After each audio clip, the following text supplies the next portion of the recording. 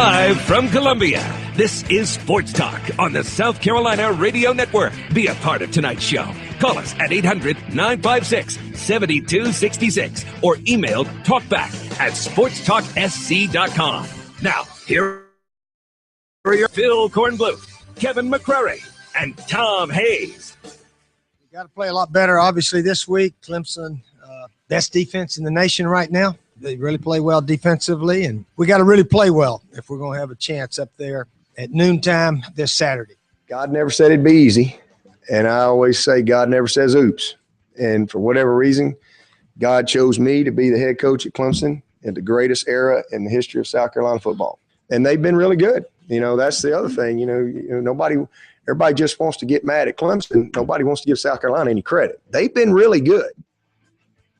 Yeah, Dabo laying it on thick on the Gamecocks this afternoon at his final weekly news conference leading up to the USC-Clemson game on Saturday. Steve Spurrier, a little bit more matter of fact about things, not quite as long, 6 minutes.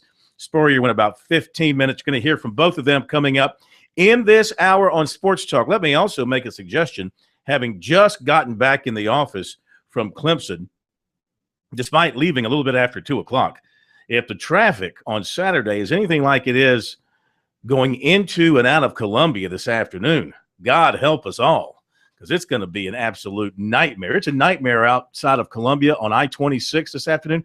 It is an absolute nightmare. I got stopped 4 times, not for speeding, by different wrecks on 26 eastbound going into Columbia, and then going out of town, the traffic was backed up all the way almost to Elmwood Avenue, heading way out almost to Chapin. It's just absolutely incredible. Why do you think I was late getting here just a minute? Were you stuck in it too? Yes. So it's a mess, and can't imagine what Saturday. In fact, they said today at the news conference, first thing that Tim Beret said, tell your listeners, your viewers, your readers, leave early, come early. You don't want to be. Of course, now everybody's going to come in at 5 or 6 in the morning. It causes a traffic jam. If you're in that 10, 11 o'clock neighborhood trying to get into Death Valley, like it could be, you won't make kickoff. No, you will not. Let me ask. We've all been there, too. I missed the kickoff, I guess, 3 or 4 years ago when they played Miami noon kick and just got – I went and when I think it was Woody's senior year, they were playing North Carolina for homecoming, and there was a wreck on 85, and all the traffic started going back roads. It was a 12 o'clock kickoff at halftime. Got there at halftime. Well, I remember a few years ago going up to Clemson for a noon kickoff, and I was trying to get off the exits. You couldn't get off the exits not because of Clemson football, because those post-Black Friday sales at 6 in the morning, and people are jamming the exits going to the stores. Speaking of Black Friday, it's going to be one less state championship game to be played this Black Friday. The Bamberg Earhart Christ Church game postponed because there has been allegations of an ineligible player used by Bamberg Earhart. The high school league is investigating it. Allendale, Fairfax, and Barnwell reportedly turned in the Red Raiders, who I think deny that they have this issue, but it's being investigated by the high school league. No telling when this could be resolved, because there's 2 levels of appeal that would follow Jerome Singleton's decision. All right, to the coaches when we come back.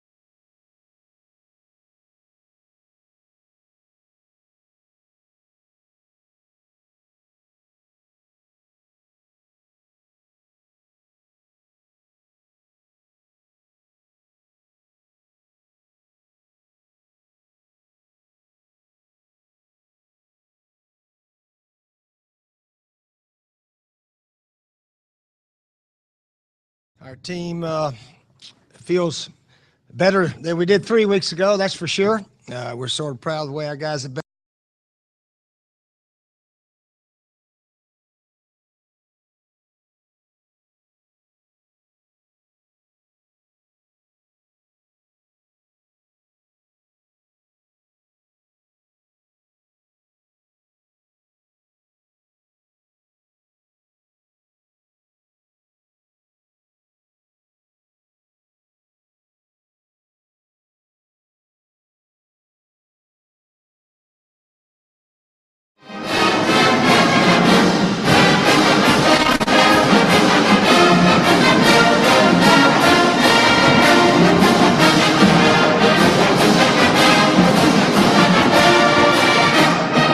It's a Talking Tuesday here on Sports Talk, and of course, our Talk Tuesday segments all season long, including tonight, brought to you by gotta find my reader here, brought to you by South Carolina soybean farmers and their checkoff. Learn more at scsoybeans.org. Pork powered by soy. So we begin with the coaches from this Talking Tuesday. And because USC is the visiting team this go-around, we'll start with Steve Spurrier. Here he is from his press conference earlier today at Williams-Brice. Our team feels better than we did 3 weeks ago, that's for sure. We're sort of proud of the way our guys have bounced back and been fortunate to win a couple of games. Our last game, we had a lot of errors, 5 turnovers and so forth, but our defense got 5, and we were able to beat South Alabama. So we got to play a lot better. Obviously, this week, Clemson, best defense in the nation right now. They really play well defensively and offensively. They've had some really good games and probably some not so good, but they're an outstanding team, and we got to really play well if we're going to have a chance up there at noontime this Saturday. But again, looking forward to it. Looking forward to seeing what happens this year. Biggest game of the year for probably both teams. Neither one of us are going to win our conferences or our divisions, so it's obviously the biggest game for both teams. I would think. So we're looking forward to going up there, and we're pretty healthy right now. Most of our guys, I think, are going to be able to play. Pharaoh Cooper did not practice yesterday. May not practice much today, but he should be okay by Saturday. Other than Pharaoh, I think most of our guys will be ready to play. So should be a heck of a game, and see what happens up there at high noon Saturday. Okay, any questions? Steve, how is Mike Matulis? Mike Matulis is going to have surgery in the offseason, and he's going to try to fix up that knee, and he wants to come back and play another year. So that's his schedule right there. No, not this week. No, he's finished for the year, I do believe. Yeah. Mm-hmm. Okay, Josh. How much does it open up an offensive game plan when you've got a guy like Pharaoh who you can do a lot of different things with? When you're playing during the week, how much more fun does it make it? How much more does he put on your plate? Yeah, well, obviously, Pharaoh can throw, run, catch. He's a ball player that can do a lot, and we've used him a lot lately. Looking back, should have used him more maybe in some games at certain times that we look back we should have. But again, I mean, you can't give it to him every play. And some of our other receivers, they need to step forward this week. We can't throw all the passes at Pharaoh. Hopefully, Demir and Shaq Rowland will have some good games. They're very capable, and for whatever reason, it just hadn't worked out. But Demir did make a nice catch on the long ball last week. He really did. But Pharaoh can, he can run. He can throw. He's a talent. As you prepare a game plan, when a guy like that is out for a couple of practices at least, does that affect you, or are we deep enough in the season that he kind of knows what to do and you can still put everything in? It did a little bit. It does a little bit. We're not practicing him as much in the wildcat type stuff. But our other running backs are capable of catching it and running like we did last week also. Brandon Wiles and Mike. Mike Davis is back. He got off to a rough start last game, but he's back. He's ready to go this week. Mm-hmm. Steve, this streak is obviously in their heads a little bit. I mean, they've got countdown clocks and things like that they've had for a while to this game. Does that give you an edge even before you get on the field against in a rivalry? I don't really pay a lot of attention to it the week of the game. Sometimes in the off season we talk about this, that, or the other. But the week of the game, we're just trying to get our guys ready to play the best we can, try to take care of the ball a lot better than we did last game, and worry more about ourselves, and let them worry about whatever they got to worry about. But again, I believe every game stands on its own. The team that maybe prepares the best and obviously plays the best has got the best chance to win the game. And we've been beating them because we've had very, very few turnovers, and they've had several. So we all know that that's a big reason we've been able to beat them. Did it take a couple losses early to Clemson when you were here to kind of change the way you looked at the rivalry? I don't think so. I think we just got beat early, and we had our chances in 2 or 3 of those, and it didn't work out. But then I guess 2009 was our first win. Yep. And that was a game Spiller ran the kickoff back. Opening kickoff, he ran back. But after that, our defense has played very well in these games too. I think the most they've got is 17, something like that. So our defense has really played well. And if we're going to have a chance, they've got to play well also. But now we always knew it was a big game. It's not the only game of the year, though. They're all important. And this one, to a lot of our fans, is the most important. Mm-hmm. Steve, what do you think if you have a quarterback set the single season passing record here? What would that mean to you? Oh, I don't know what it would mean so much as whatever our record is. When they look at the head coach, they don't usually ask what kind of statistics did you have. They just say, what was your record? And now the quarterback coach and the pass game coach or something, they may say, hey, we set the school record. They can put that on their resume. But really the head coach wins and losses is pretty much how I think he's judged. So, Steve, you mentioned the success on defense. Can you attribute that to anything in particular? Do you sense a greater confidence in these guys going against Clemson? Yeah, we have had a lot better 2 games. Held the opponent under 300 yards. I don't have the real answer for it, except our guys played a little bit better. We stopped the run, stopped the pass a little better. Got off to a slow start last week. Seemed like South Alabama was making a whole bunch of third downs, 10s, 8s, 20s. But we really played well the second half. So we know we got to really play well up there to give ourselves a chance. Steve, how important is it to establish a running game and block their talented defensive line up front? Well, it would be very nice if we could romp up and down the field against them. But I don't think anybody's done that all year. So we got to mix it up. Throw a little here, run a little there. Try not to let them know exactly what we're doing. But, yeah, they're hard to run against. And they're hard to throw against, too. So we gotta be sharp. They're hard to pass block against also. So we can't say we're going to try to go in there and throw 40, 50 passes.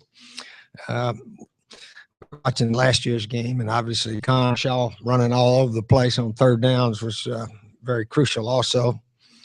So Dylan hadn't run that much this year, and but we've got Pharaoh and Brandon Wiles, Mike Davis. We can put those guys in the shotgun also, and hopefully run for some yards here and there. Steve Spurrier from his last regular season news conference at USC at Williams-Brice this afternoon. We'll hear from Dabo Swinney in a little bit from his presser today. So you heard the things that he hopes that they can do. He always says, from his standpoint, we hope to do this, we hope to do that. And I don't know. We'll see. Can they run the ball? Listen to those Clemson players today. Tell you what, Grady Jarrett in particular, Robert Smith, give Clemson this. They are definitely focused on this game. Now, that doesn't necessarily mean victory, doesn't necessarily turn into points and tackles, but they are definitely winning this ball game. AJ can call Grady Jarrett the best defensive tackle that South Carolina has seen this season. When a team is focused on a game, you vary the snap count. It'd be interesting to see how South Carolina varies the snap count, and if they don't let the defensive line get in a rushing rhythm, calling too many pass plays. All right, we'll be back. A little flashback to 2010 coming up.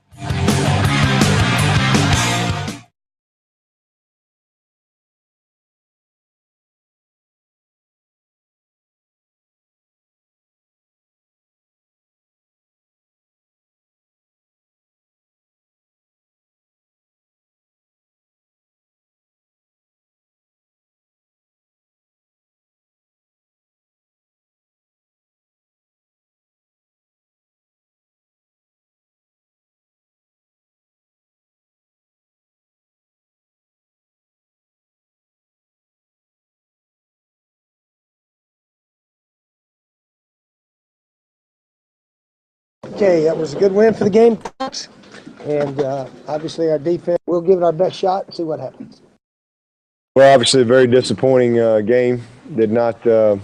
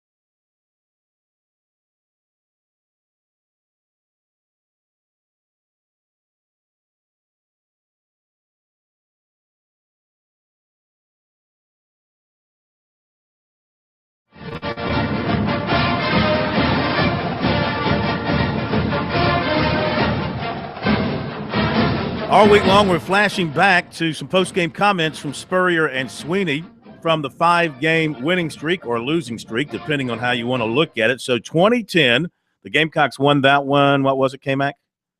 27-7. I have to pull it back up. I thought you knew. Well, I did know, but now I don't know. All right, here is what Spurrier had to say after the 2010 victory. Okay, that was a good win for the Gamecocks, and obviously our defense was outstanding. After that first drive, we pretty much shut them down. Our kicker punter, Spencer Lanning, he was sensational. To win any kind of championship, you got to have a good kicker, and we've got a super kicker in Spencer Lanning. Set a game ball. Of course, Alshon Jeffrey had a bunch of big catches there in the first half. Steven Garcia threw some beautiful passes, and we got enough points. And then when Antonio Allen picked that one off, I think we threw about 2 more passes or so the rest of the game. But the way our defense was playing, we were sort of playing field position, and Spence kept punting it down there on the 1 and the 3 and so forth. So it was a matter of just sort of grinding out the clock. And fortunately, that worked out. And good win. We'll enjoy this one tonight and get ready for the big one next week.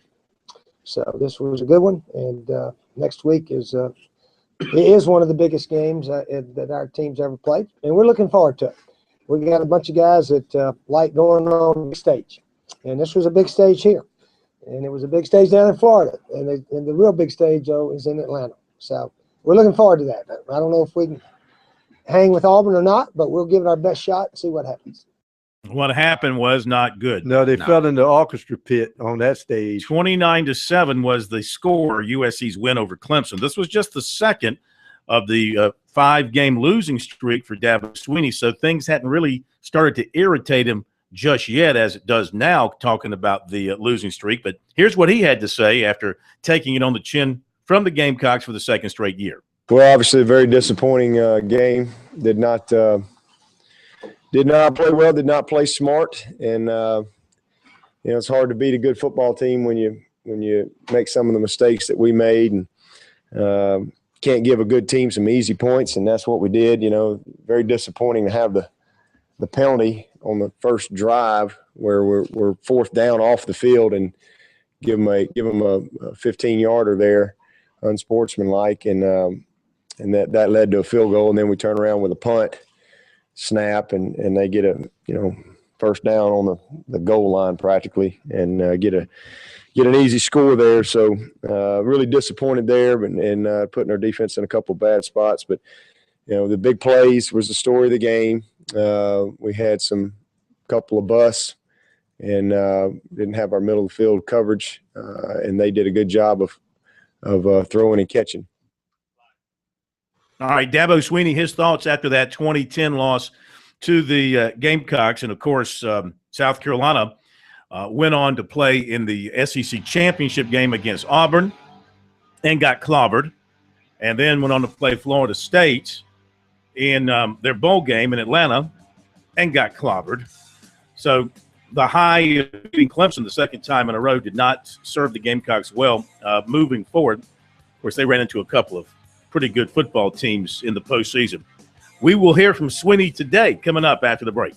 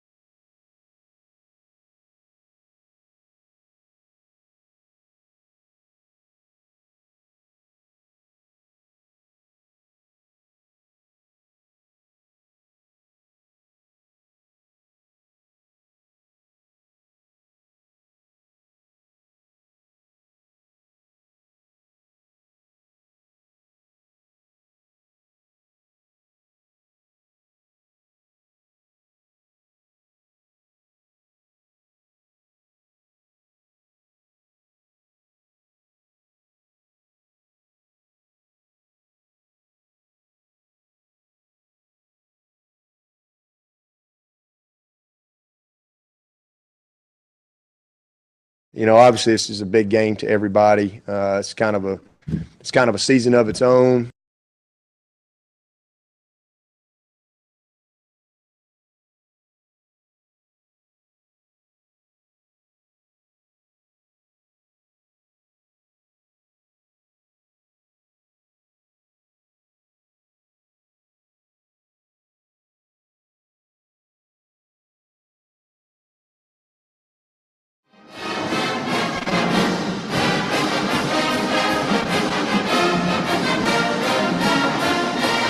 All right, let's continue with our Talking Tuesday here on Rivalry Week. And it's brought to you by South Carolina soybean farmers and their checkoff. Learn more at scsoybeans.org. Pork powered by soy. We've heard from Steve Spurrier. Now, Dabo Swinney from his press conference at the West End Zone up at Clemson this morning.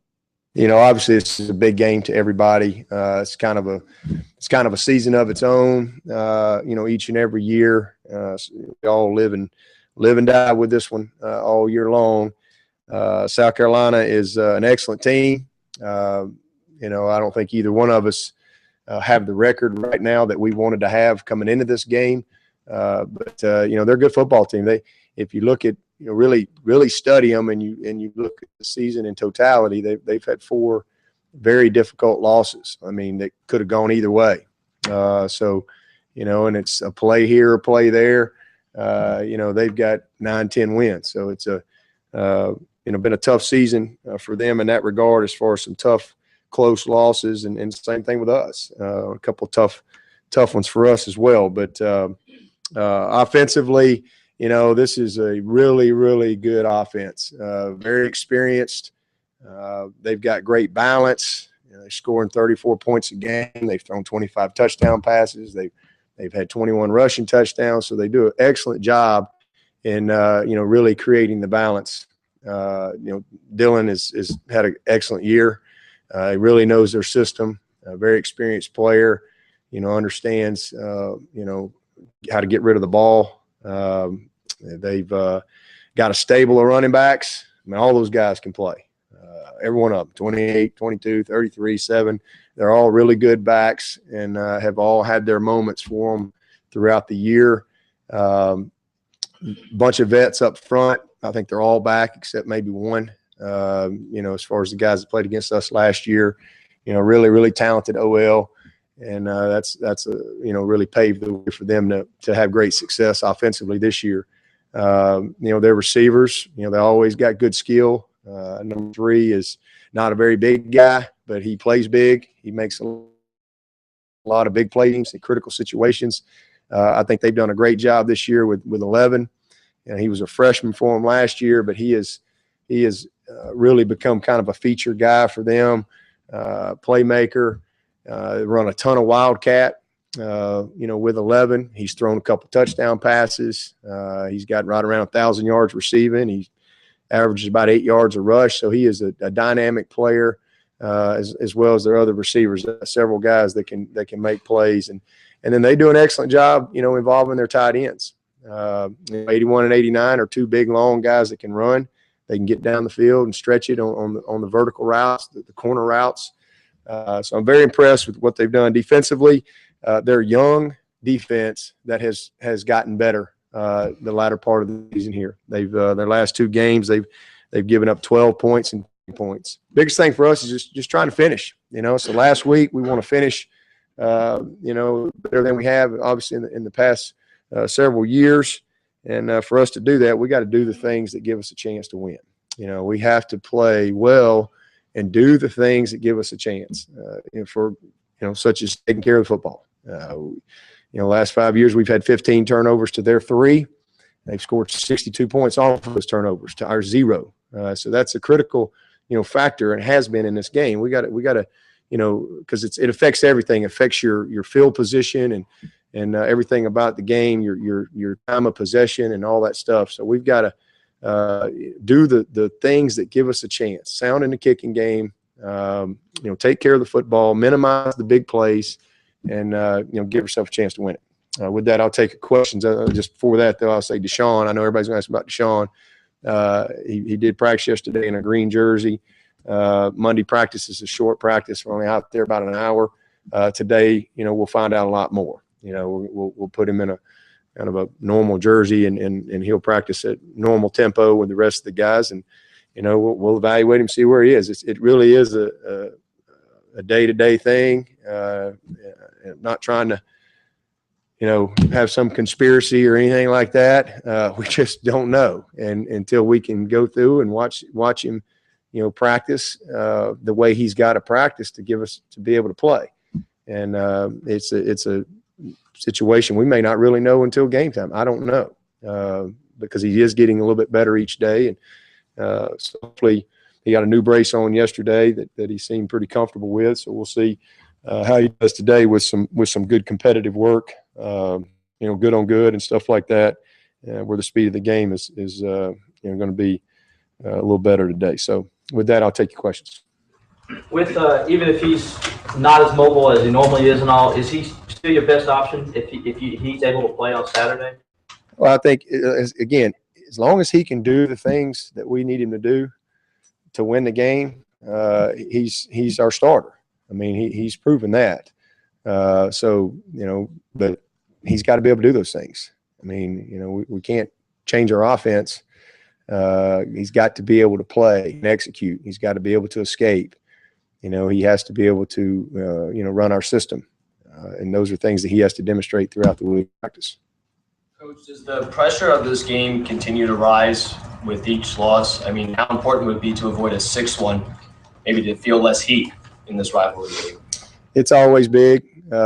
We can win Saturday, and guess what? Next year it'll be just as big. It's a big game every year. It really is. It's always pressure to win this game, but nobody puts more pressure on themselves than what we do as a team in trying to prepare every week to win the game. Literally. We want to win every single one of them. Obviously, this is the biggest of the season. It's the last one. We have not finished well, and it's something that we want to get corrected and turned around. It only comes once a year. We get one shot. It's not like basketball where you can play them again in a couple weeks or something stretch. We get one shot, once a year, and we certainly understand, the disappointment when it doesn't go our way. Yeah, well, I don't know how much you've looked at the entire history of the rivalry, but for most of that, South Carolina just hasn't been very good. And lately, they've got the best players and the best coach they've ever had by far. What's it been like to go up these last 5 years with Spurrier and the players he's had? Well, God never said it'd be easy. And I always say God never says oops. And for whatever reason, God chose me to be the head coach at Clemson in the greatest era in the history of South Carolina football. And, I'm a competitive guy. And obviously Coach Spurrier's legacy speaks for itself. He's a Hall of Famer. He's a great football coach and has been for a long time. He's won consistent. What he's done at South Carolina is his legacy because of what you're saying. And they've been really good. That's the other thing. Everybody just wants to get mad at Clemson. Nobody wants to give South Carolina any credit. They've been really good. We've lost to Florida State the last couple of years, but everybody's lost to Florida State, and nobody beat Florida State. So it's something that those two games. But we finished in the top 10 2 years in a row. I think South Carolina finished in the top 10 maybe 3 years in a row, and they have had an incredible run, incredible stretch. And you give them credit. I don't like that, but we've got to worry about Clemson and trying to get this thing turned back in the direction that we want it here. But I certainly don't want to take anything away from South Carolina. They've earned it. They've earned it on the field. They've earned it on that day, those 4 quarters. And at the end of the day, that's all that matters. But they've been able to do it because Coach Spurrier's done a good job with his coaching staff, and they've had excellent players, that have been really good winners for them. Spurrier hasn't said definitely, what his coaching plans are. Do you think this might be the last time you face off against him? Heck no. Man, Coach Spurrier going to coach till he's 100. First of all,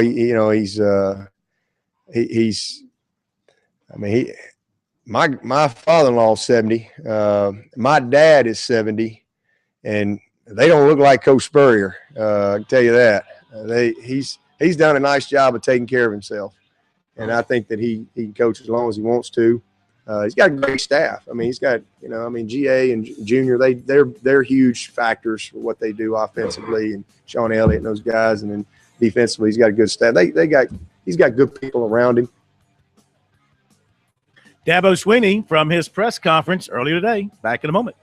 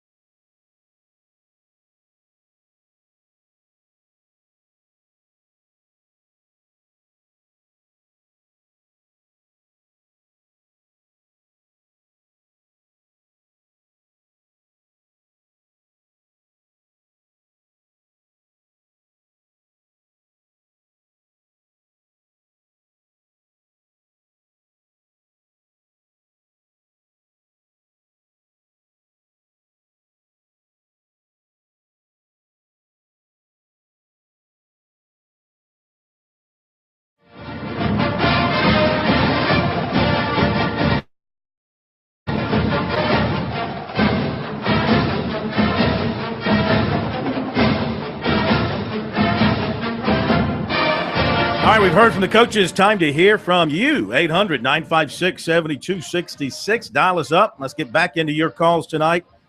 And first of all, you can react to what the coaches had to say. Second of all, you can offer up your prediction on the ball game.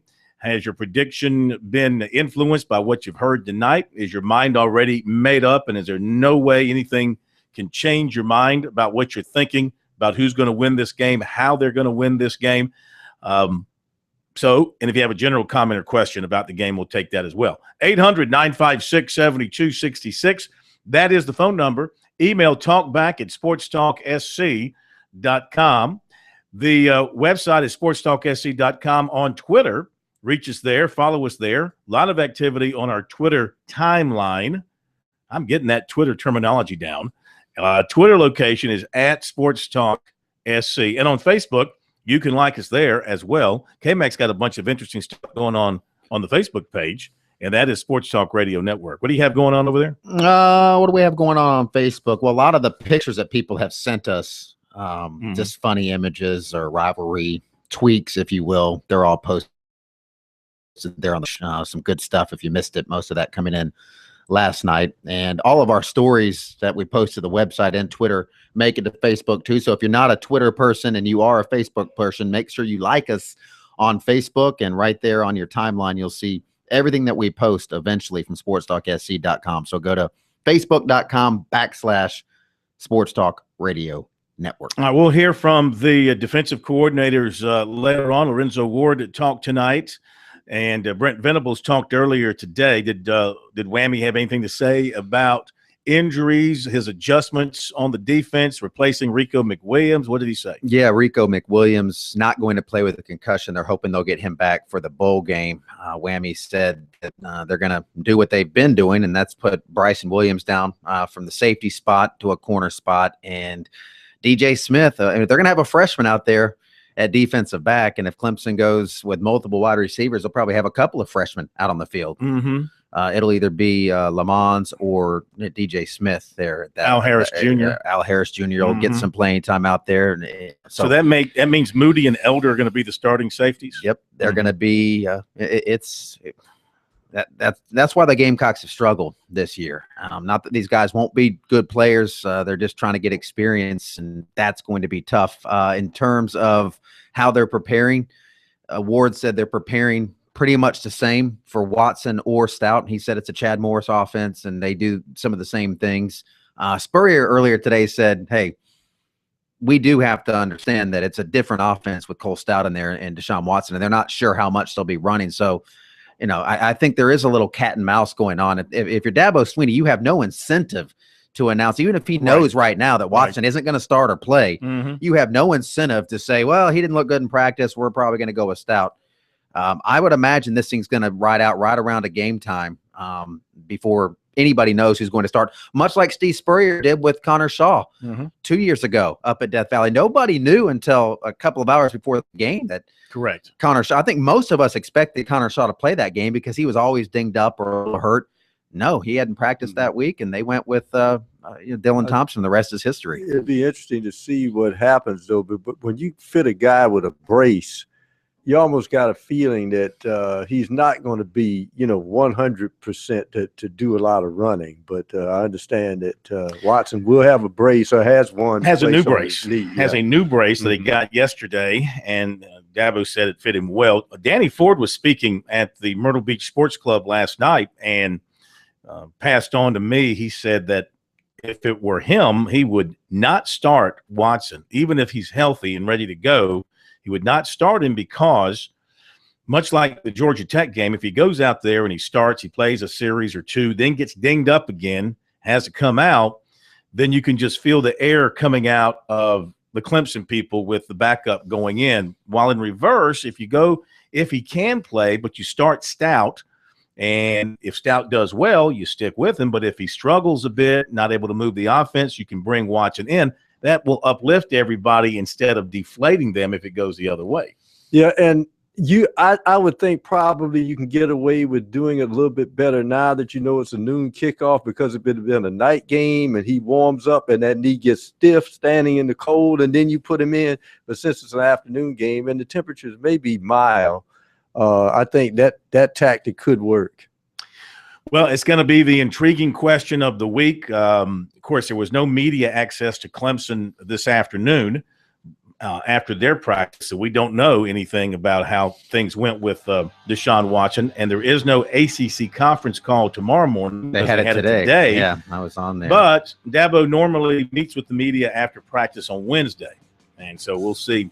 Now, he is doing his call-in show tonight at 8 o'clock, so he may have something to say about it. Somebody, Clemson fans, be on the Sports Talk I team and call in and ask how Deshaun Watson looked at practice. You know somebody's going to ask him that. And then tonight. put it on our Twitter timeline. Yeah.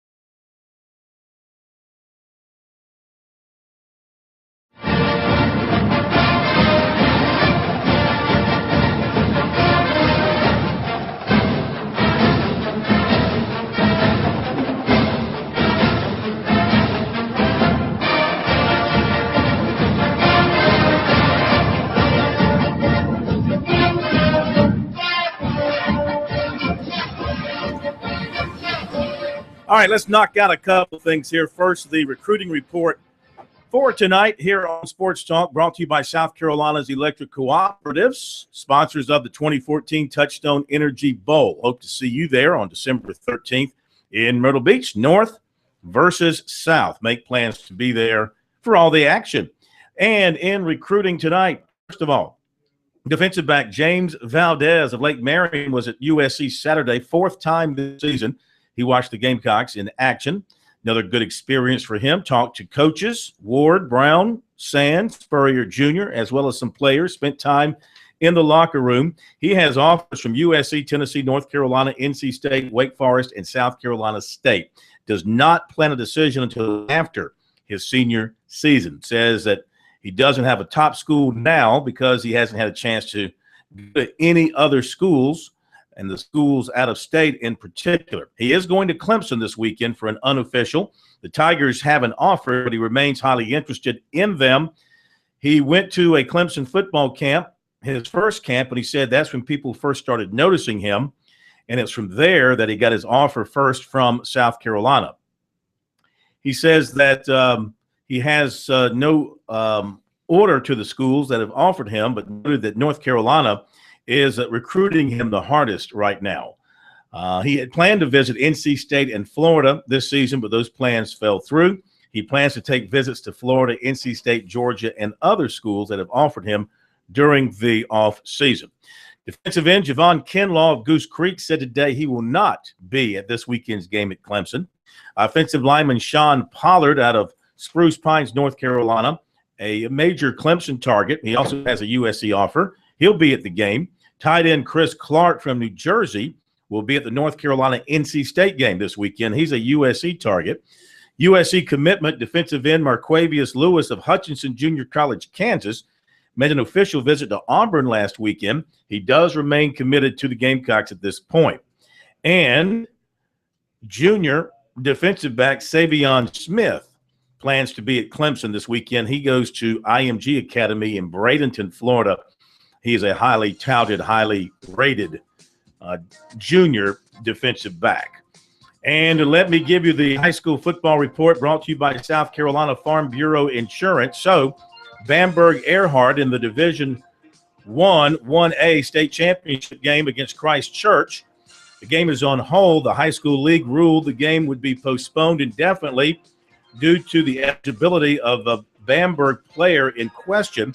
An official protest filed by two schools and confirmed by Bamberg Earhart head coach Kevin Crosby to the Orangeburg Times and Democrat as being Allendale, Fairfax, and Barnwell forced the league to postpone the game, which was originally set for Friday at noon at Benedict. So at Benedict on Friday, you'll have just the 1A Division II championship game, and over at River Bluff, you'll have the 2A games. The second one won't kick off now until 6:30 over at River Bluff.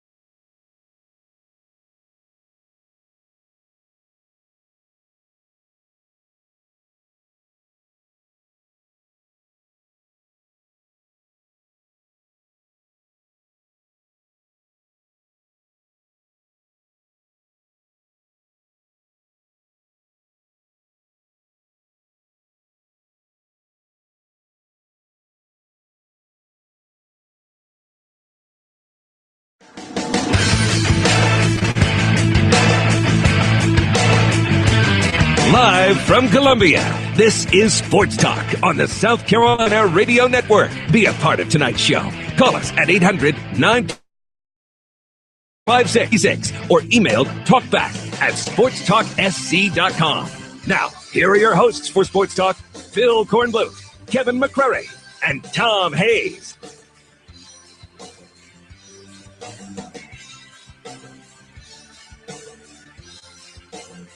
And we're back, Sports Talk, South Carolina Radio Network from downtown Columbia, Main Street, your sports talk show of Main Street, South Carolina. Your final word on sports each and every night in South Carolina. Your most informed, your most intelligent, your most direct word on sports. And when I'm talking, I say unabashedly, your most handsome word in sports every night. Would you agree with that, Pro? That's your answer. The silent treatment. Click. So, K-Mac, let's see now. You've donated a kidney and you donated blood yesterday. Anything else you've donated in the last 24 hours?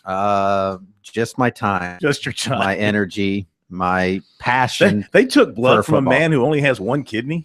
Well, Yes. my blood still works, Corn. Yeah, I went and gave That's blood. big. You know, honestly, you know why I did it? No. Why did you Have do you ever it? donated Oh, blood? my gosh, yeah. Well, you give them your phone number the first time because I didn't know my blood type. And when I wanted to donate a kidney, I wanted to see if that was the first step to see if I was a match for Anna, which I, of course, wasn't. But they call me nonstop, like constantly, like, you know, a bill collector. They're looking for my blood. And finally, they got me Sunday right before the Dabo Sweeney thing. I'm like, yeah, okay, I'll go Monday. And I made an appointment and I felt like I needed to keep it. And Very it's really big. an easy thing to do. Very Everybody big. should go give blood because, you know, you're helping save a life. And this week, actually, they're giving out great shirts. And as part of the Carolina Clemson blood drive, so you can help your team win off the field. So certainly, if you get a chance, go by there. It's easy breezy, and it's for a great cause. So I'm glad I did it. I'm glad they kept calling me and forced me to do it. Very nice. Now, the college football playoff rankings for this week being announced as we speak. Clemson was 22. They're down to Georgia's 5 9. and 6. They've got 5 and 6 upcoming. Baylor is 7. UCLA is 6. No, is 8. I'm sorry. UCLA is 8. Baylor's 7. Ohio State is in the 6th spot. Alabama goes in at number 1. We're waiting on 2, 3, and 4 to come up. I would imagine Oregon 2. Oregon is 2. Why'd they leave 5 blank? Well, they want to tease you with who the first one out is. Exactly. So we've gotten the top 2, and we're waiting to see who's. We're looking at Florida State, Mississippi State, and TCU getting in those final 2 spots. One of those 3 will be the first one out, and we'll see what happens here coming up momentarily. All of them have low strength of schedule. In my opinion, 46 for Florida State, the other in the 50s. Kind of leads to Rice. She didn't know what that SOS meant, strength of schedule, from what I understand. That's why she pulled the fire alarm. She said, Florida SOS. State is number 3. I'm only kidding. She probably helped write the formula for strength of schedule. Florida State's number 3. Can you give us number 4 before you go to a commercial? Mississippi State. So right now, you'd have Alabama versus Mississippi State and Oregon versus Florida State in your national TCU semifinals. And all they have to do is just each win a couple of more games to get that done.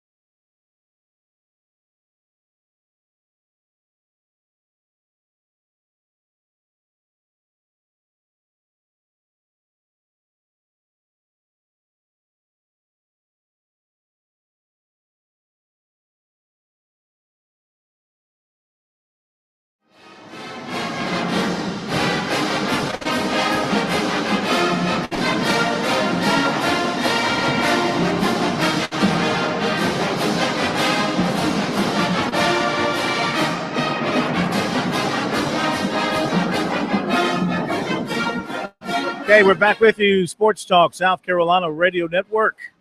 It's rivalry week. Trying to say that. Okay, I'm a fud. Rivalry week. Rivalry week here on Sports Talk. 800-956-7266. We've got open lines now if you want to join us and talk about South Carolina and Clemson and the breakdown of the game, how you see it, who you think is going to win. You've heard us talk a lot. We'll talk a lot more about it. We're going to hear from Lorenzo Ward. We're going to hear from Brent Venables, the two defensive coordinators, coming up here in just a little bit. But if you'd like to chime in and offer up a breakdown of the game, how you think the game is going to ebb and flow, love to hear from you. Also, any complaints about the four teams in the playoff right now: Alabama, Oregon, Florida State, Mississippi State. So we're looking at an SEC rematch in one semifinal, and we're looking at a couple of speed demons. If Florida State plays up to its capabilities, Florida State and Oregon would certainly be an intriguing matchup in the other semifinal. Not so sure America's going to be caught up in another SEC rematch as part of the semifinal process, but that's where it stands right now. Of course, with the games coming up this week, things can happen. I mean, Alabama is a lock to win the SEC West. I mean, they've clinched the SEC West as far as I can tell, right? Mm-hmm. They're 6-1. Mississippi State is 6-1. Well, I take that back. What am I saying? If Mississippi State beats Ole Miss and Alabama loses to Auburn, then Mississippi State's going to win the West. So it's not. I'm sorry, it's not a clinch thing yet. So they both have work to do. But assuming that Alabama wins and Mississippi State wins, Alabama will go on. Here's going to be the fly in the ointment if you're Alabama. The timing. No, well, think about this. Let's say Alabama and Mississippi State both win. Mm-hmm. Okay? So they both finish 11-1 and 7-1 in league play. Now, Alabama's got to go play the SEC championship game, mm-hmm. which really it means nothing except it puts you in peril. The only thing the SEC championship game does is make money for the league, and it puts Alabama in peril because should they lose to, let's say, Missouri in the SEC championship game, well, Missouri's not going to the Final Four, and with a second and coming in the championship game, Alabama's not going to go to the Final Four.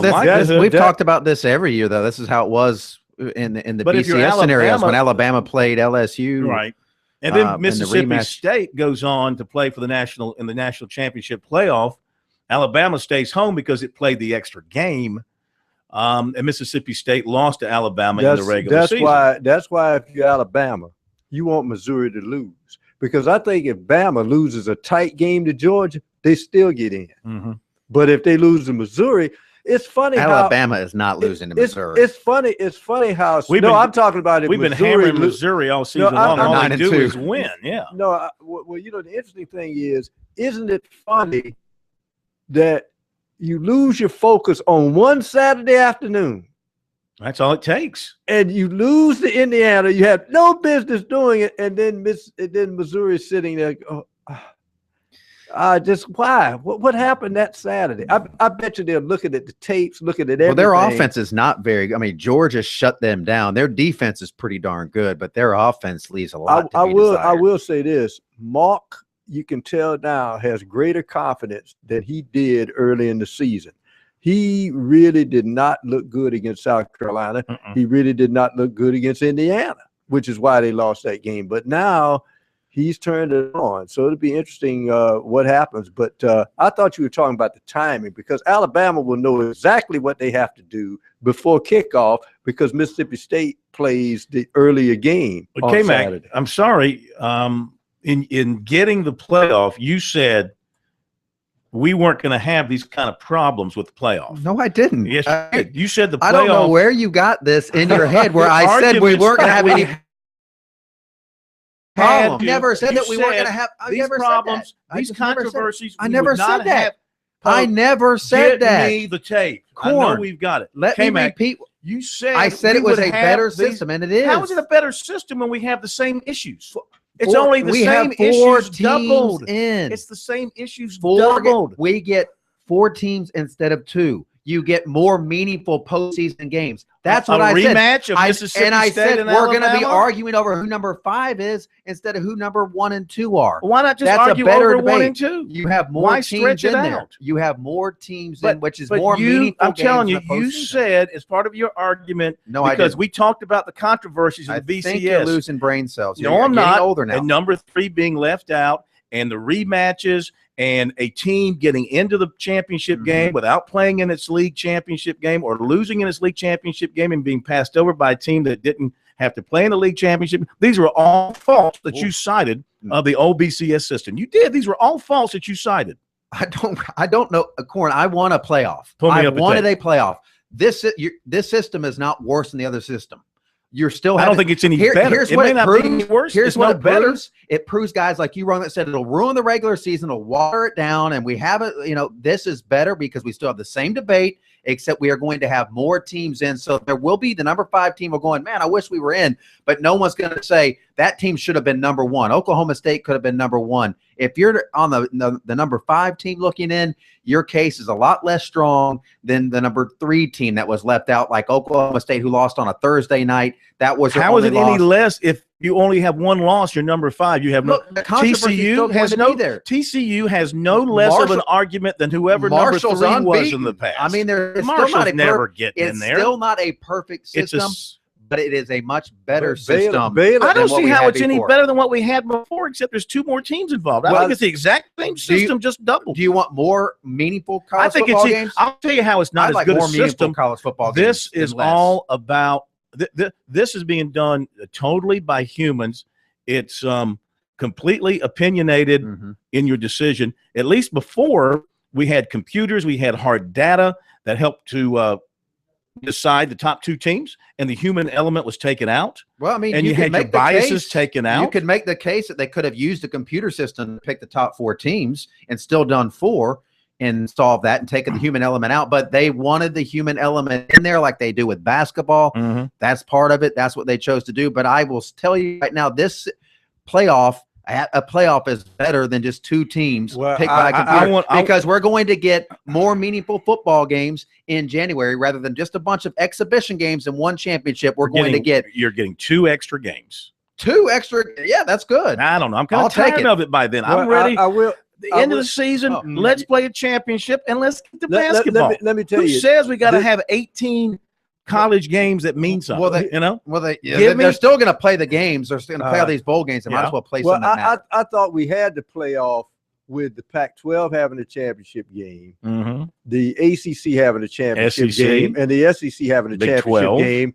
Big Too 10. bad that the Big Ten having a championship game. There was your playoff. What I'm trying to say is, I don't think either system is better than the other. I think it's the same deal. You agree with me? I It's will no say better. this. I will say this. They're teasing us by showing us this bracket with the other 8 teams, trying to tease us to go to 8 teams. Because why would they show They're going to go to 8 teams? coaches. Are already on record and as they saying should. they That'll want be to go great. to 8. And I'll be even happier then. Then you're going to get your 3-loss team into the postseason, and then we're going to talk about. There's nothing wrong. First of all, there's a know. lot of parity now, and I don't mind a 3-loss team. Now, I don't want them to do what they've done in FCS, which is expand too much. I mean, they have too many teams in the FCS 24 playoffs. teams, yeah. But 8 teams is a good number for my lifetime, and then my kids and grandkids can worry about going to 16. Let them all in and give them all trophies. Right. But you can't say this. And don't keep You score. guys can't knock this Why playoff. not? That's the way we haven't are even today played in it yet. America. Let's just do that. You don't know the teams that are going to be in there yet. We still have another weekend in the championship Same games. thing as and before. number 2 is you don't know how it's going to play out. There might be some great football games on New Year's Day. I mean, they've made the postseason better. They have the games on New Year's Eve and Do January you think 1st. America will be caught up in a rematch of Alabama, Mississippi State? No, but the South. I don't think that's going to happen, though. That's where it is today. I think Mississippi State still has another football game. Alabama has 2 more. Let's see what happens. Whammy coming up in a moment.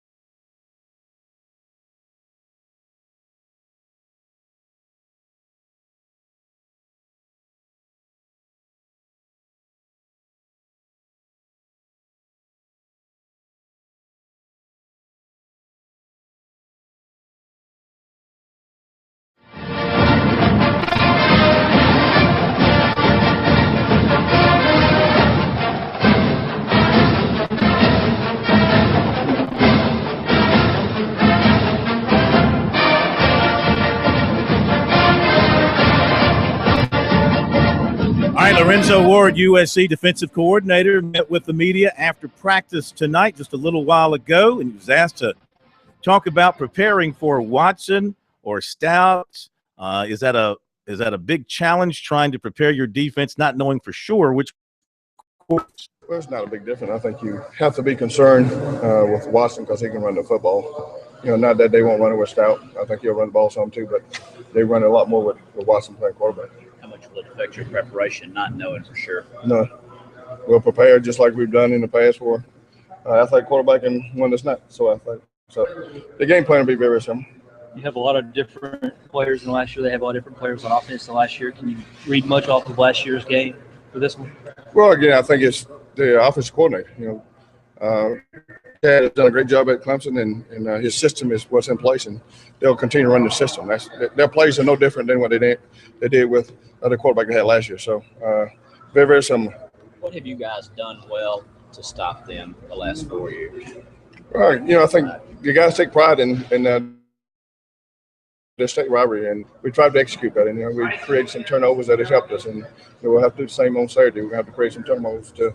Especially because they got a great defense, and we got to get our offense as many opportunities with the football as we can. How big a key has pressure from the front, from the defensive line been for you guys to Right. stop it? What Chad wants to do. Totally. Again, we've done a lot with four guys, and but this year probably be a little different. We don't have the four guys that can just can break down their pass protection. So we'll have to do it in a different way. But we've had four guys in the past that can get to the quarterback. What are you going to do now with Rico out? How are you going to work the corner spot? We'll look and see who practices the best between DJ. Bryson will definitely start at corner, and so we'll see with DJ and Christopher Martin and Al and see who practices the best. I think right now Christopher Martin will be if we had to play today. Felt like you got in a little bit of a comfort zone with Bryson at safety. Is this bad timing for that Rico injury? Well, anytime you like Rico. Rico is a physical DB, and Clemson got some big physical receivers, especially 7, and so you like to have him out there. But unfortunately, things happen. That's part of the game, and I just hope Rico is well when he comes back. How is he? Do you know? He's fine. He's have a concussion. There's up days and down days. He was pretty good earlier today, and then later today when he took the test again, he wasn't as good. So this is not about football. It's more about Rico and his future. So we want to make sure we do the right thing for him. Did he take a knee to the helmet? Yeah, that's what he did. He went low and to cut the guy low down, and then he took a knee to the helmet. Is he going to play again? I mean, are you into that? Oh yeah, no. I think he definitely will play again. He'll play in the bowl game. But if we had to play a game in 2 weeks, he would play. So I think he's close, but you want to err on the side of caution with a young man future. All right, there you go, Lorenzo Ward. I'll say this: South Carolina's defense during this winning streak over Clemson has been outstanding. They have forced turnovers. They have come up with the big defensive play when necessary. They have limited the potent Clemson offense during this streak. I don't think Clemson scored more than 17 points in any of the 5 games. So they have had the number of Chad Morris since he's been there and the guys before him, but they don't have the talent that previous teams had. We'll see if they can keep it up.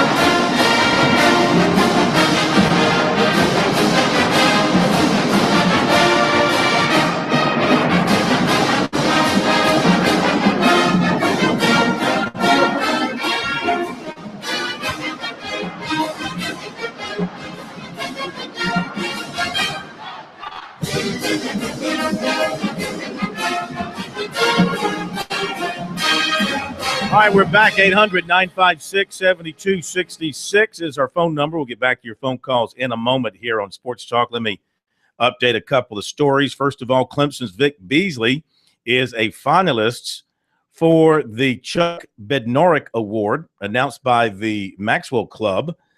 Vic Beasley, Joey Bosa from Ohio State, and Scooby Wright, the third from Arizona. Those are your three finalists for that award. The Southern Conference postseason awards from the coaches announced today, and on the all-conference first-team offense from the Citadel, offensive lineman Sam Fry, and from Furman, offensive lineman Joe Turner, and from Wofford, offensive lineman Anton Warby. First-team defense, Furman defensive lineman Gary Wilkins, Wofford defensive lineman Tarek Odom, and Furman linebacker Corey Magwood. Second-team defense from the Citadel, defensive lineman Michael Jeter, Wofford defensive lineman E.J. Speller, not C.J. Spiller, but E.J. Speller, and Furman defensive back Reggie Thomas. On the all-freshman offense from the Citadel, running back Cam Jackson, running back Isaiah Smith, and Furman quarterback P.J. Blazejowski. And let's see here. Also all-freshman offense from Wofford, offensive lineman Davis Lenore. And as far as the conference honors, the offensive player of the year is Jacob Hussman, the quarterback from Chattanooga. Defensive player of the year is Chattanooga defensive lineman Davis Toll. Al Cobb, quarterback from VMI, is the freshman of the year. Jacob's blocking trophy to Corey Levin from Chattanooga. Coach of the year is Russ Hussman from Chattanooga. The Big South also announced their awards today, and the individual awards. Player of the year is Alex Ross from Coastal Carolina on offense. On defense, Coastal linebacker Quinn Backus. And the coach of the year, co-coaches of the year, Joe Moglia from Coastal and Harold Nichols from Presbyterian. So congratulations to all of those folks. On the first team offense, you have Ross, D'Angelo Henderson from Coastal offensive linemen Chad Hamilton and Kevin Hart. And on the defense from Coastal, first team defensive lineman Roderick Holder, linebacker Quinn Backus, and from Coastal defensive back Pernell Williams. All right, back to the phones we go. 800-956-7266 to North Myrtle Beach. It is the Singing Tiger. Good evening, sir. How are you? Good evening, Phil. You told me to call back in a couple of weeks, so here I am. So I wanted to just say that you guys do a great job helping ramp up the final week here. And so does Spurrier. You know, even though he's the Gamecock coach, he really understands rivalries, and I appreciate that. But there's also the other side, and we've got to give them some stuff back. Okay, so I've got a couple of songs for you. Okay. They're quick. All right. All right. Here we go. Me. Good stuff. All right. Gamecocks, all throughout the city. The chicken curse is back. Oh, what a cootin' pity. Okay, that's that. Not bad, not bad. Very nice. Thank you. And you do this all a cappella? That's right, yeah. And most of the time I do it driving down the road in the mornings. What did I say? I said a cappella. Acapella, acapella. Oh, I'm sorry, acapella. Yeah. I'm sorry. I'm not a music not a music expert. No, Me neither. All right. But I like to have fun. Okay. All right, what's your next The one? next one. Okay.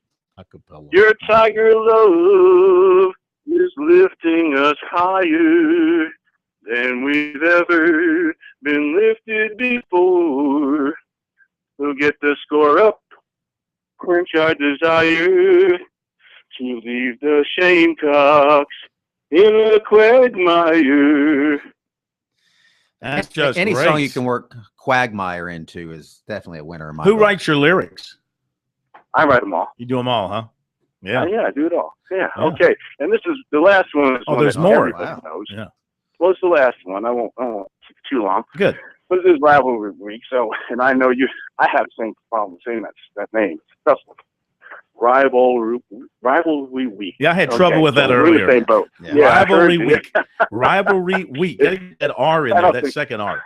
That's right. I don't think anybody can say it 3 times in a row. Okay, here's the last one. And like I said, everybody knows this one. It's a good sing-along.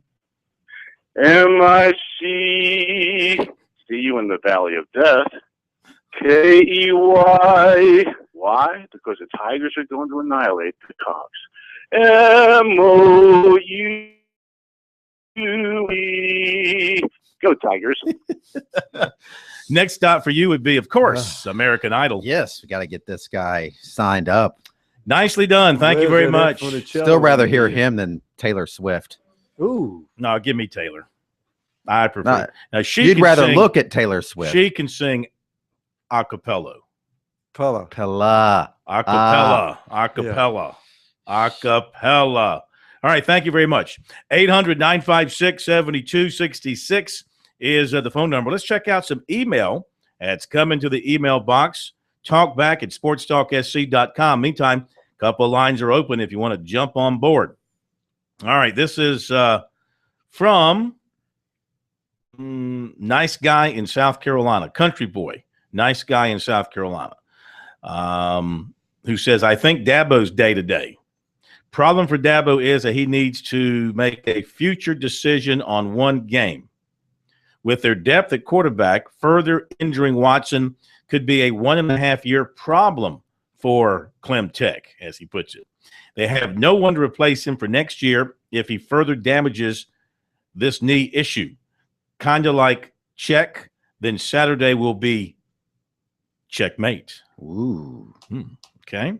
Wow. They're not going to play him if his knee's not ready. And by all accounts, I think people think he's going to have a shot to play at least. This is from Yarkey. Yarkey's a graduate of Newberry High, he says. And do you think Newberry can beat Dillon in the state? Probably not. I think Dillon's too good. I know Newberry's had a good year. Phil Strickland's a great coach. He'll have a good game plan. Dillon has too many athletes. They got best quarterback in the state in Avery McCall. So, no, I don't see that happening. By the way you describe some of the teams, you don't have to have good execution by the offensive line and defensive lines and good skill players. You also have to have a good private detective. Yes. And good lawyers. Also from Yarkey, do you think cornerback Marcus Lewis will commit to Clemson? And I'm hearing that defensive lineman Albert Huggins is leaning to Georgia. Well, I don't know about Lewis. Never talked to him. He's visiting Clemson this weekend. He's been committed twice elsewhere, so there's no reason for him not to commit to Clemson while he's here this weekend. Right. Commitment doesn't mean very much to him. But since he's decommitted from 2 big programs, Florida and Virginia Tech, I might put Clemson in pretty good shape to do something good with him. Huggins, I talked with him today. We'll have a story up tonight on our website, sportstalksc.com. And I don't think he's leaning anyway right now between Georgia and Clemson. I think those are clearly his 2 favorites, but I don't think he's leaning any way right now. This is from our friend Bill. Phil, you keep talking about the Clemson defense being the strongest USC will have faced this year. Surely you jest. Clemson's defense in no way is better than Georgia or Florida. No way, no how. And if I remember correctly, Georgia laid 38 on that vaunted Clemson defense, scoring at will as I remember. And I believe USC beat Georgia. Clemson has a great ACC team, and they run up large numbers against weak teams, not so much against good teams. Remember, Florida State was playing what was their 4th-team quarterback when they played Clemson. Jameis would have laid a big number on them if he was able to play. We realize you're trying to drive ratings by creating controversy, saying whatever, true or not, to try and lure listeners. This is a sad commentary. Always good to hear from Bill.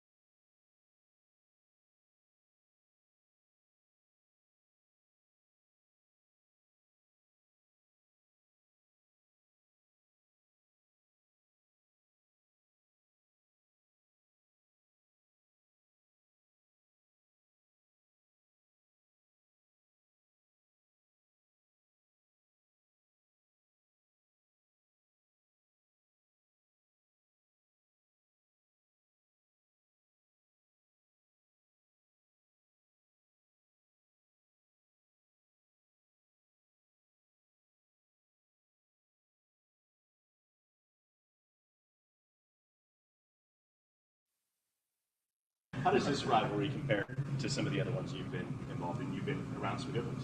Yeah, I mean, it's Compare and contrast on Dylan Thompson and Connor Shaw. both terrific players, good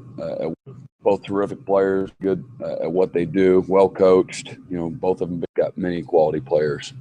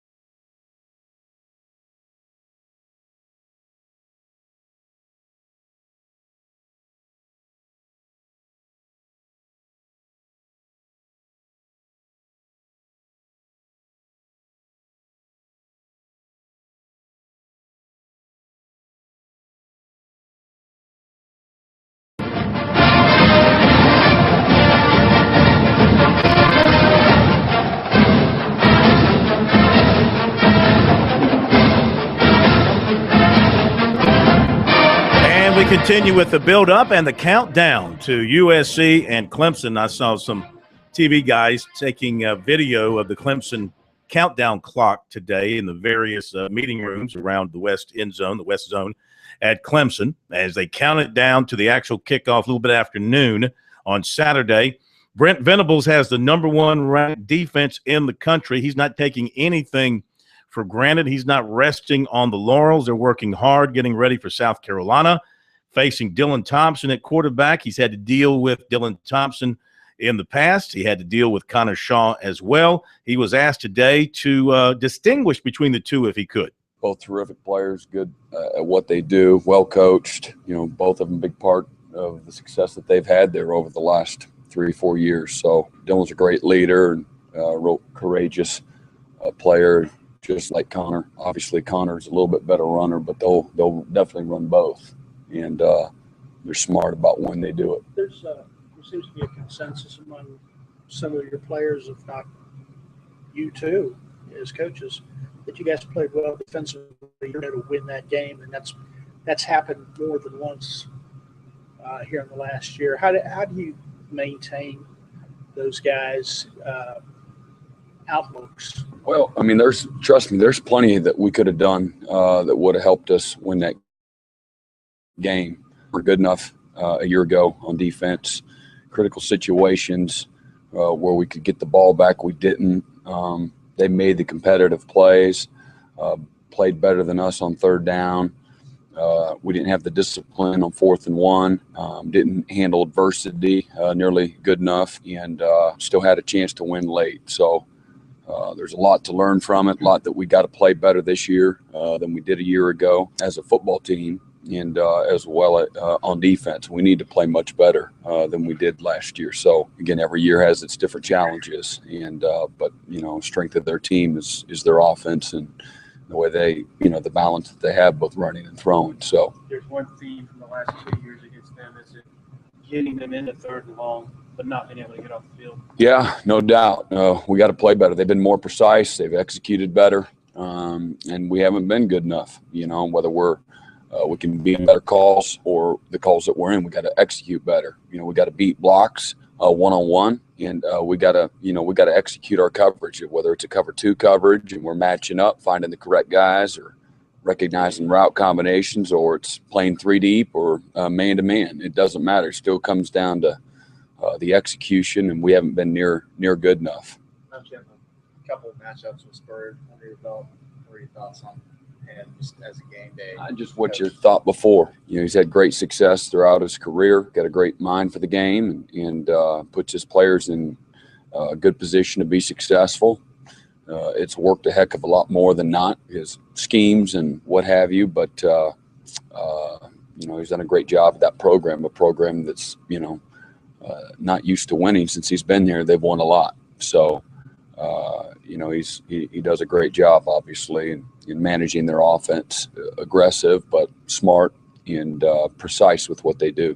They showed 3 different guys at Wildcat last week, and they can put a 4th in there. Does that affect your planning in any way, seeing multiple guys back there? I think, from a scheme standpoint, they've got you outnumbered in the Wildcat, and they can create a variety of formations and motions and have some different play actions off of it. And not particularly. You got to have a Wildcat plan, and how you can try to find an extra hat and how to leverage the football and still be safe in the back end. So, they're doing a good job, obviously, at the diversity of their Wildcat package.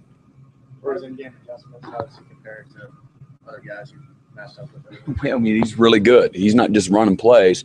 He wants to know what you're in, and then he's going to have X, Y, Z, his answers for whatever it is. If you got, here's the blitz beater, here's a man beater, here's a cover 2 beater, here's a cover 3 beater, and then he does a good job of making sure that he calls a game that he wants to know what you're in, and then call the plays that.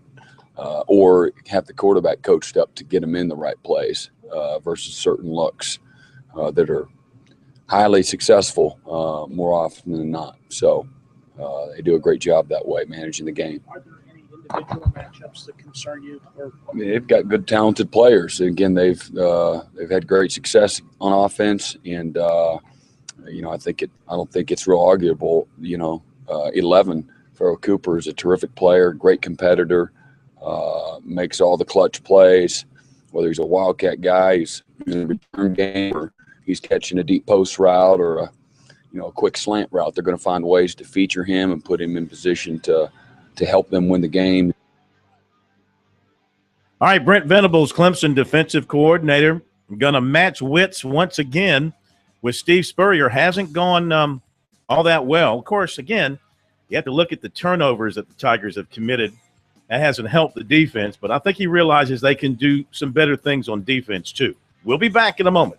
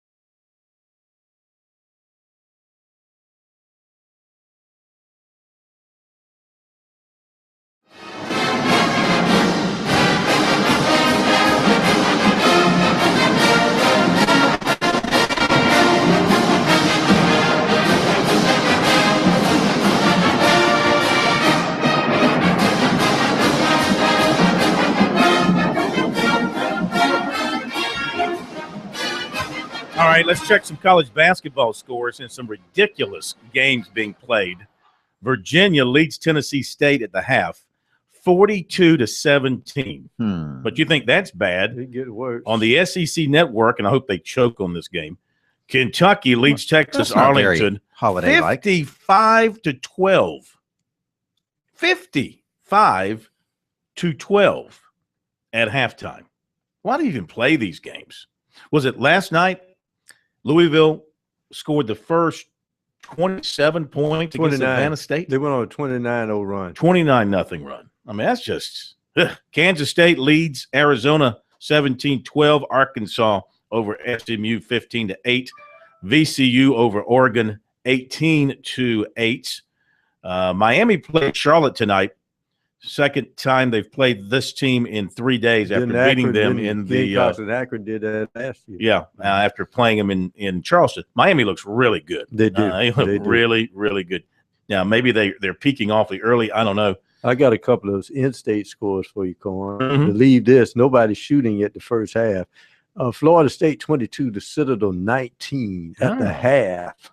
Good job by the Citadel hanging there on the road. Wofford leading Ohio Valley 41-27 with a minute and a half to go in the first half in that one. Yeah, Wofford's really good.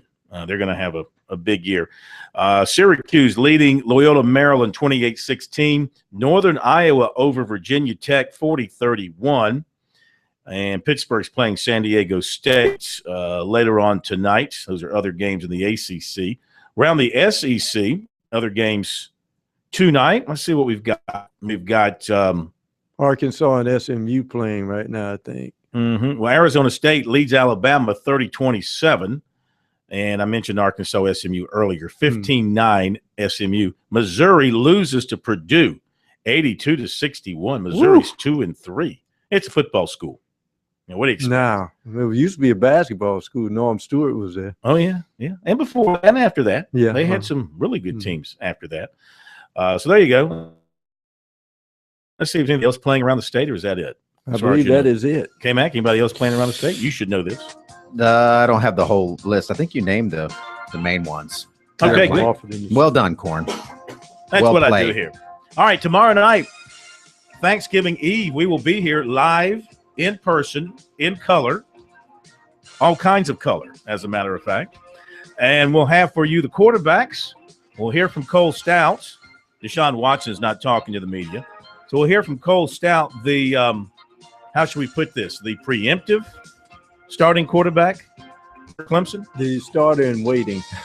Starter in waiting. And we'll hear from Dylan Thompson. And I think, Wednesday, Dabo normally meets with the media. We may hear from him again. And we'll take more of your phone calls, get more of your thoughts on the game as well. So have yourselves a great night. We'll see you tomorrow night here on Sports Talk.